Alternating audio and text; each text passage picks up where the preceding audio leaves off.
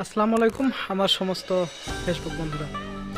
সুপ্রিয় দর্শক, আমি এই মুহূর্তে দাঁড়িয়ে আছি মুর্শিদাবাদের তালিবপুর সালার থানার অন্তর্গত তালিবপুরে। তালিবপুরের রাজা মিয়ার বাড়ি বা রাজা মিয়ার জমিদার বাড়ি। এদের বংশধরদের জমির পরিমাণ ছিল প্রায় 10,000 বিঘা। শুধু মুর্শিদাবাদ নয়, মুর্শিদাবাদের বাইরে বীরভূম, নদিয়া, কলকাতা, মালদা, এই বিভিন্ন জায়গাতেও এদের জমিদারের অংশ এখনো পর্যন্ত বিদ্যমান।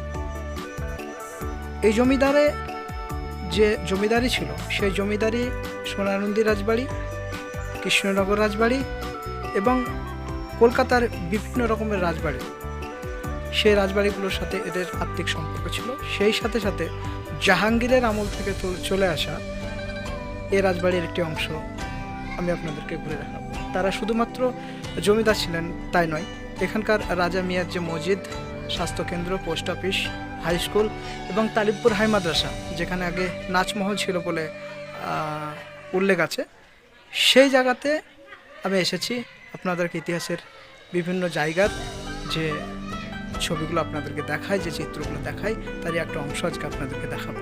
আমি এই মুহূর্তে দাঁড়িয়ে আছি সেই রাজা মিয়ার জমিদার বাড়ির ভগ্নাবশেষে। এখন অবশিষ্ট আর কিছু নেই, যদিও আমার পিছনে আপনারা যেভাবে দেখতে পাচ্ছেন সেগুলো অনেকই ক্ষয় হয়ে গেছে। প্রায় 1600 সালের থেকে চলে আসা এই জমিদার বাড়ি।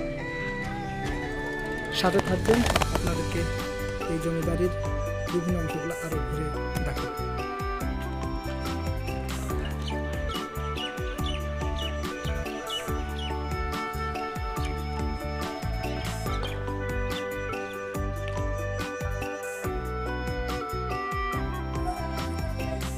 তালিবপুর সিনিয়র মাদ্রাসা, এই সিনিয়র মাদ্রাসা তৈরি করেছিলেন এই হাজী সাহেব। তিনি একজন শিক্ষানুরাগী, একজন সমাজসেবী এবং সেই সাথে সাথে একজন সমাজ সচেতন মানুষও ছিলেন।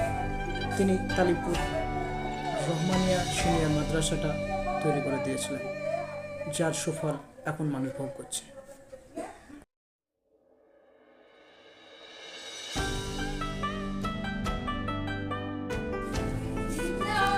যে চিত্রটি আপনারা দেখছেন, এখানে ঘোড়সওয়ার, ঘোড়া, অতিথিশালা এবং ঘোড়া দেখভাল করার জন্য যে মানুষগুলি থাকত, তারা এই ঘরে থাকত।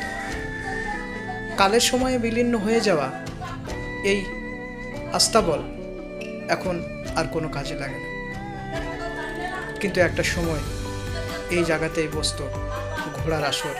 যে ফিল্ড আপনারা দেখছেন, এখানে ঘোড়া, হাতি এবং এর সাথে সাথে বিভিন্ন রকমের খেলাধুলা, কুস্তি, লড়াই ইত্যাদি আসর বসত। মুর্শিদাবাদ সহ মুর্শিদাবাদ এর বাইরেও বিভিন্ন জেলা থেকে আগত মানুষজন এখানে খেলা দেখতে আসত, যেখানে বিভিন্ন রকমের খেলাধুলার সাথে সাথে মল্লযুদ্ধ এবং বল্লযুদ্ধ থাকত। কুস্তিগিররা এখানে এসে লড়াই করতেন বলে আমরা বিভিন্ন জায়গার বিভিন্ন সোর্স থেকে জানতে পারলাম। এছাড়াও এখানে অতিথিশালা ছিল। বিদেশ থেকে, দেশ থেকে, বিভিন্ন জায়গা থেকে আগত ফকির, মিসকিন বা অন্যান্য অতিথি যারা আসতো, তাদেরকে এখানে থাকতে দেওয়া হতো। সমস্ত খাবার, সমস্ত ব্যবস্থাপনা হাজী সাহেব নিজে করতেন এবং তিনি এই সমস্ত মানুষের জন্যই এই ঘরগুলি তৈরি করে দিয়েছেন।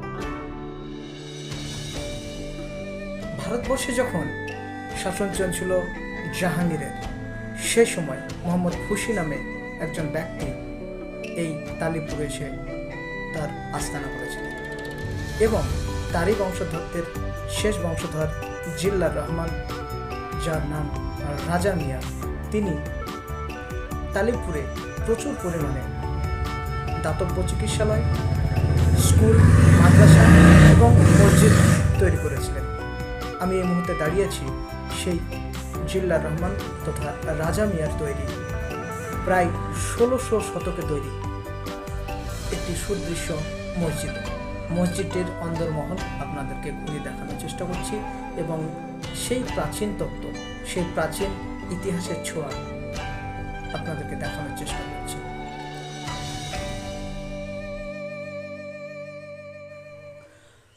রাজা মিয়া ওরফে জিল্লার রহমান তিনি ধর্মীয় সংকীর্ণতার ঊর্ধ্বে সমস্ত সম্প্রদায়ের মানুষকে ভালোবাসতেন।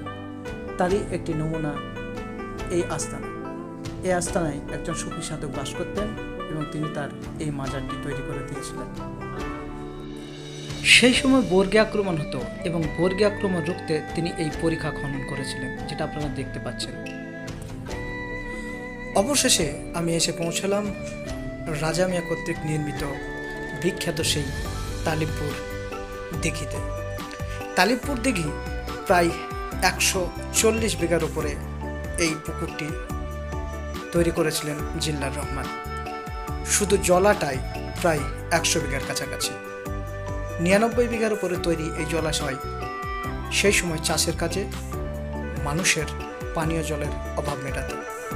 এইরকম অনেক পুকুর তিনিই খনন করেছিলেন, কিন্তু তালিবপুরের এই পুকুরটি বিখ্যাত পুকুর হিসাবে আজও অমর অক্ষয় হিসাবে মানুষের কাছে পরিচিত। শীতকালীন বিভিন্ন রকমের পাখিও এখানে বসবাস করছে এবং সেই সাথে সাথে আশেপাশের মানুষগুলি এবং চাষের জমির জন্য এখান থেকে জল সরবরাহ করা হয়।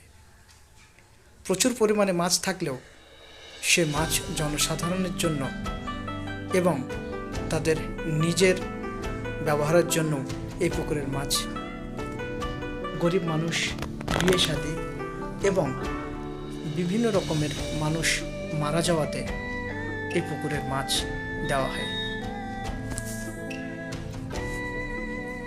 তালিবপুর হাই স্কুল সেই রাজা মিয়া কর্তৃক জমি এই তালিবপুর হাই স্কুলের জন্য দেওয়া হয়েছিল এবং আজও এখানে অনেক শিক্ষিত মানুষ, শিক্ষিত ছেলে এই হাই স্কুল থেকে বের হচ্ছে। যে সময় তিনি এই হাই স্কুলে জমি দান করেছিলেন, সেই জমি একটা সময় এত বড় একটা ফসল, এত বড় একটা মহিরুহে পরিণত হবে এটা কল্পনা করা হয়নি। দেখছেন তালিবপুর গ্রাম পঞ্চায়েত অফিস। এই গ্রাম পঞ্চায়েত অফিসের জায়গাও এই রাজা মিয়াই দিয়েছিলেন। আজ তার সুফল। তো বন্ধুরা, এই ছিল আমার তালিবপুর ভ্রমণ এবং তালিবপুরের জমিদারি, বিশেষ করে আপনার রাজা মিয়া যে জমিদার ছিলেন সেই জমিদারি এবং তাদের বিভিন্ন রকমের বাড়িঘরগুলো আপনাদেরকে দেখানোর চেষ্টা করলাম। অবশ্যই লাইক, কমেন্ট এবং শেয়ার করবেন। ধন্যবাদ সবাইকে, ভালোবাসা, বিরাম।